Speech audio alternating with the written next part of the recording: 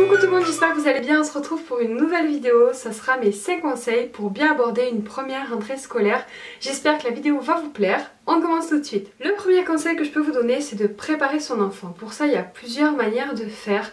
D'abord, je vais vous conseiller de lui expliquer un petit peu comment l'école ça va se passer, à quoi ça sert, voilà, lui expliquer un petit peu le déroulement des journées et répondre à toutes les questions qu'il pourra avoir par rapport à ça. Le deuxième point abordé à ce moment-là, ce sera de mettre en avant les côtés positifs de l'école, le fait est qu'il va se faire des copains, qu'il va faire des nouvelles activités différentes de la maison, qu'il va apprendre de nouvelles choses, qu'il va grandir, voilà.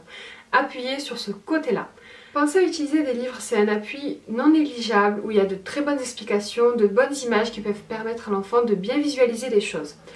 Ce que j'ai fait aussi moi, c'est une sorte de calendrier de l'Avent. Alors c'est pas une idée qui m'est venue comme ça, c'est une idée que j'ai piquée à la maman Marie-Hélène de la chaîne Tellement Même, qui a vraiment de super astuces comme ça. Et du coup en fait tout simplement j'ai mis dans un petit bocal des petits chocolats, le nombre de jours qui restent avant la rentrée scolaire. Déjà ça lui fait plaisir, tous les jours elle a son petit chocolat, elle est contente, mais en plus de ça, ça lui permet de visualiser et de se préparer mentalement au jour de la rentrée scolaire. Le deuxième conseil que je peux vous donner, c'est d'acheter des affaires scolaires qui sont plaisantes, rigolotes, jolies, qui vont plaire à l'enfant, qui vont le motiver à les utiliser. N'hésitez pas à acheter des choses aux effigies des petits héros qu'ils aiment bien. Ça leur fera super plaisir et ça va leur donner envie de les montrer aux copains et aux copines par exemple. Le troisième conseil que je peux vous donner, c'est d'instaurer des rituels. Surtout le rituel du cocher, histoire de lui donner le rythme, de lui donner les bonnes habitudes et de lui donner des repères. Ça va le rassurer si tous les soirs vous suivez les mêmes étapes, que vous faites les mêmes choses. Voilà, ça va l'aider à s'organiser lui dans sa tête et même vous au niveau de l'organisation du foyer, c'est beaucoup plus simple. Le quatrième conseil que je peux vous donner, c'est d'organiser et de planifier des moments de partage avec votre enfant, des sorties, voilà, des choses un peu variées selon les goûts de votre enfant et selon votre temps aussi, mais surtout pendant leur temps libre, donc le mercredi après-midi et le week-end, et de prévenir l'enfant quelques jours avant en lui disant dans 2 jours on va se faire un cinéma en famille, j'espère que tu seras content.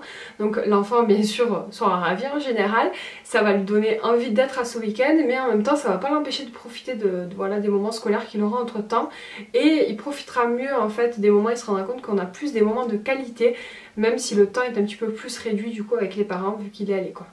Le cinquième et dernier conseil que je vais vous donner, c'est de relâcher la pression. En tant que parent, on se fout une pression pas possible. On est stressé pour notre enfant, on a peur qu'il lui arrive quelque chose, on a peur que ça se passe mal, voilà, on est comme ça. Et aussi de temps en temps on a la culpabilité de le laisser, voilà, c'est pas toujours évident. On a tendance à être négatif sur ce côté-là et il faut pas. Il faut essayer de voir les choses positivement en se disant il va se faire des copains, il va grandir, il va apprendre de nouvelles choses.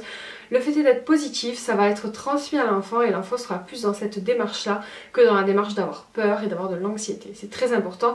On transmet toutes nos émotions à nos enfants, ça tout le monde le sait, mais c'est essentiel à s'en rappeler. Surtout au moment de la rentrée scolaire. N'hésitez pas à prendre du temps pour vous, à vous relaxer et à vous recentrer sur vous-même. C'est aussi important de prendre soin de nous en tant que parents.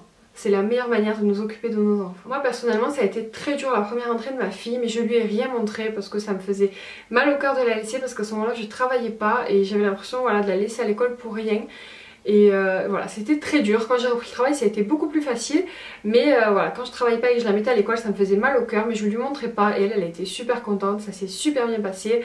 Elle est toujours autant ravie d'aller à l'école, donc pourvu que ça dure. Petite astuce pour ceux qui en ont, n'hésitez pas à prendre leur doudou à l'école, c'est très important, c'est un objet de transition dont l'enfant ne peut pas vraiment se passer, il en aura besoin surtout à ce moment-là, ça va l'aider à... Voilà, c'est une partie de son foyer qui l'amène avec lui, donc c'est très rassurant. J'espère que cette vidéo vous a plu, que mes conseils vous seront utiles, moi j'ai pris un grand plaisir à la faire en tout cas. Je vous fais d'énormes bisous et je vous dis à très bientôt. Ciao!